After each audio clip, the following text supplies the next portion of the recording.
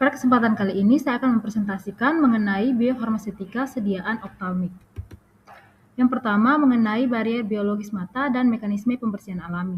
Yang pertama ada anatomi kornea, di mana kornea terdiri atas 3 lapisan utama yang menjadi sawar utama absorpsi obat topikal. Yang pertama ada epitel kornea. Nah, ini bersifat lipofilik karena tersusun dari sel epitel rapat dengan tight junction. Nah, lapisan ini menghambat obat yang bersifat hidrofilik atau larut air untuk masuk. Jadi, obat harus bersifat lipofilik agar bisa melewati lapisan ini.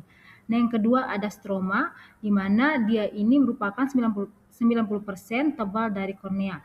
Nah, dia bersifat hidrofilik karena mengandung banyak air dan juga kolagen. Nah, lapisan ini justru menghambat obat yang sangat lipofilik. Obat dengan long play terlalu tinggi akan terjebak di sini. Nah, yang ketiga ada endotel kornea, di mana ia bersifat lipofilik dan lapisan tipis ini mengatur transport cairan dari stroma ke aqueous humor.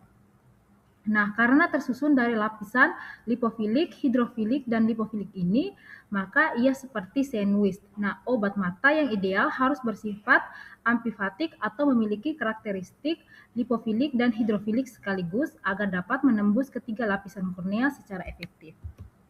Yang kedua ada konjungtiva. Nah, konjungtiva adalah membran mukosa tipis yang melapisi bagian dalam kelopak mata dan permukaan bola mata kecuali kornea. Nah, konjungtiva ini lebih permeabel dibandingkan kornea karena tanjansenya tidak serapat kornea. Nah, obat dapat menembus konjungtiva lebih mudah, namun jalur ini sering menyebabkan obat langsung masuk ke sirkulasi sistemik melalui pembuluh darah konjungtiva, bukan ke segmen anterior mata. Nah, yang ketiga ada sklera, di mana ini merupakan bagian putih bola mata yang tersusun dari serat kolagen padat dan bersifat permeabel terhadap obat dengan berat molekul besar dan molekul hidrofilik. Nah, jalur transkleral ini digunakan untuk pengiriman obat ke segmen posterior mata, misalnya ke retina, namun absorpsinya itu lambat dan terbatas. Nah, adapun mekanisme pembersihan alami di mana dilakukan oleh lacrimal turnover atau pergantian air mata. Jadi volume air mata normal di mata itu hanya sekitar 7-10 mikroliter. Sementara kecepatan pergantian air mata mencapai 16% per menit, artinya dalam 5-6 menit sebagian besar obat sudah dibilas keluar. Nah, volume tetes mata konvensional itu sekitar 25-50 mikroliter, jauh melebihi kapasitas tampung konjungtiva yang maksimal 30 mikroliter, sehingga kelebihan obat akan langsung mengalir keluar. Nah, yang kedua ada nasolacrimal drainase atau drainase nasolacrimal, di mana air mata beserta obat di dalamnya mengalir melalui punctum lacrimalis ke sudut dalam mata dan menuju ke ductus nasolacrimal dan berakhir di hidung dan tenggorokan.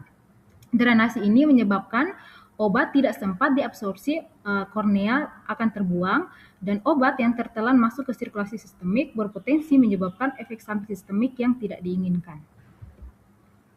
Nah, adapun hambatan korneal, di mana hambatan korneal adalah semua faktor yang mengurangi jumlah obat sebelum mencapai kornea.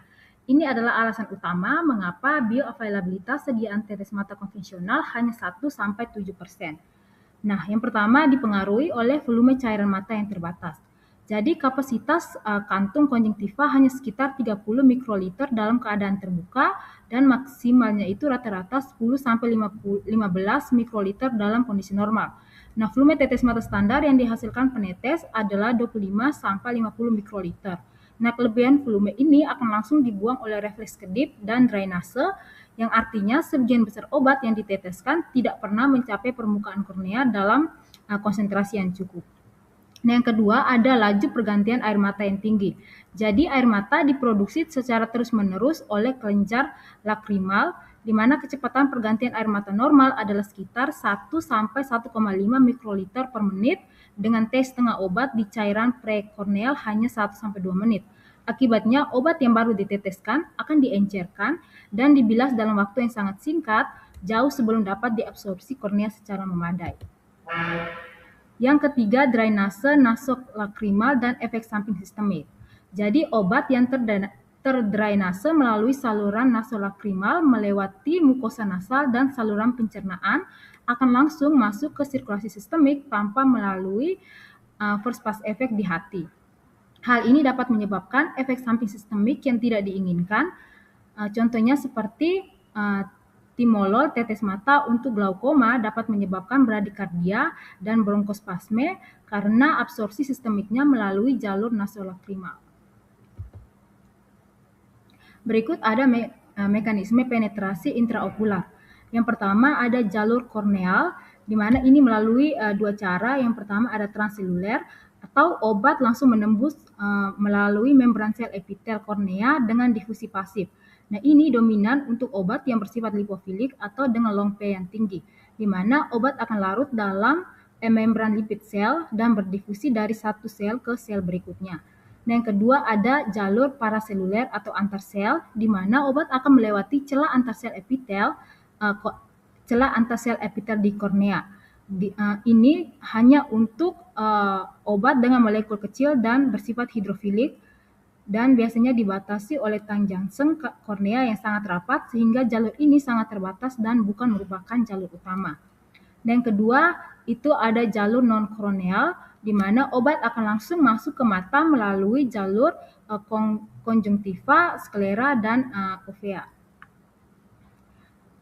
Di mana ini merupakan jalur penting untuk obat yang bersifat hidrofilik dan bermolekul besar yang tidak bisa menembus kornea. Namun jalur ini lebih sering mengantarkan obat ke sirkulasi sistemik daripada ke aqueous humor. Yang berikut ada pengaruh koefisien partisi atau long P terhadap penetrasi kornea. Jadi koefisien partisi atau long P ini adalah ukuran kelarutan relatif obat dalam lemak dan air. Nah, untuk long P yang kurang atau lebih kecil dari 0 atau sangat hidrofilik akan sangat sulit menembus epitel lipofilik dan penetrasi kornea yang sangat buruk. Nah, untuk long P 1-3 ini merupakan amfifatik atau optimal, di mana penetrasi korneanya itu terbaik dan bisa melewati epitel lipofilik dan stroma hidrofilik. Sementara untuk long P yang lebih besar sama dengan 3 atau bersifat sangat lipofilik akan mudah menembus epitel tetapi terjebak di stroma dan menyebabkan penetrasi kornea ini menurun.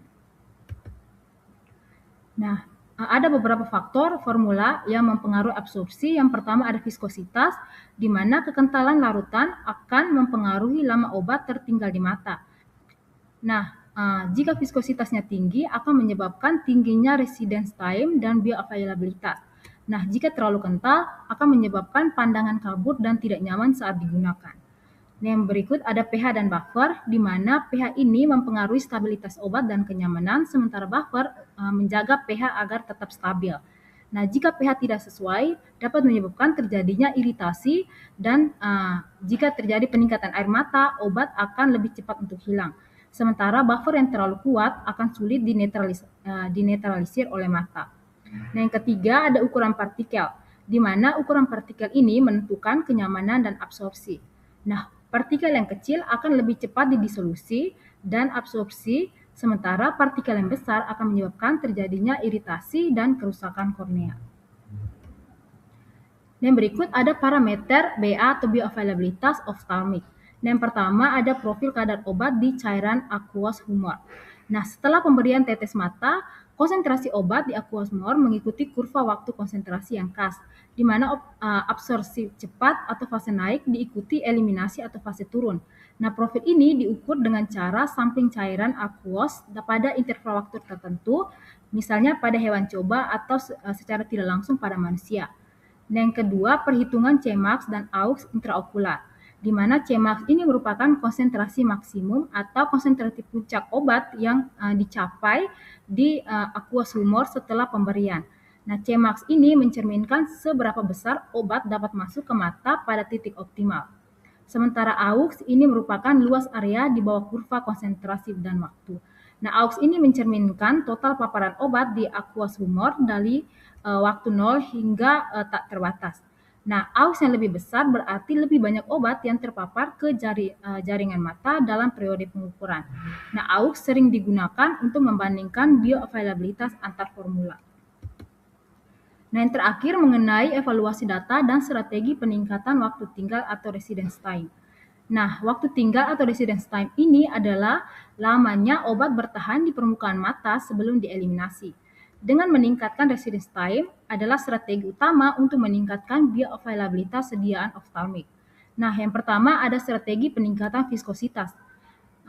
Peningkatan viskositas dapat dilakukan dengan penambahan polimer pembentuk gel seperti HPMC, CMC, dan karbomer ke dalam formulasi tetes mata. Nah, larutan viskos mengalir lebih lambat melalui punctum lacrimalis sehingga waktu kontak dengan kornea akan lebih panjang. Nah, yang kedua ada sistem in situ gelling, di mana ini adalah formula yang awalnya berbentuk larutan encer atau mudah diteteskan, namun akan berubah menjadi gel setelah kontak dengan mata. Nah, keuntungannya dia akan mudah diteteskan atau tidak menggumpal di ujung penetes, tetapi setelah di mata akan langsung membentuk gel yang tahan terhadap drainase yang biasanya dipicu karena adanya perubahan pH, perubahan suhu, dan adanya interaksi ion. Yang ketiga ada sistem nanopartikel dan liposom.